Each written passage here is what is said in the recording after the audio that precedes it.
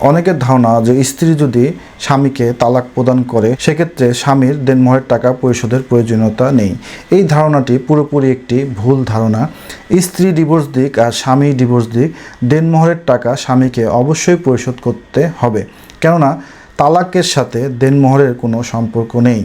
দেনমোহর মূলত বিবাহের সাথে সম্পর্কিত একটি বিষয়। বিবাহ করেছেন তো দেনমোহর আপনাকে পরিশোধ করতে হবে। যদি স্পেসিফাইড থাকে তাহলে আপনাকে তৎক্ষণাৎ আপনার স্ত্রীর ভরণ পোষণ পরিশোধ করতে হবে।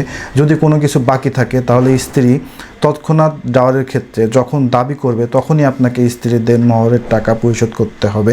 যদি স্ত্রীর দেনমোহরের টাকা আনস্পেসিফাইড থাকে সেক্ষেত্রে স্ত্রীর সামাজিক অবস্থা, স্ত্রীর পরিবারের সামাজিক অবস্থা এবং স্বামীর ফিনান্সিয়াল অবস্থা বিবেচনা করে আনস্পেসিফাইড ডাওয়ারের ক্ষেত্রে স্ত্রীর দেনমোহরের টাকা পরিশোধ করতে হবে।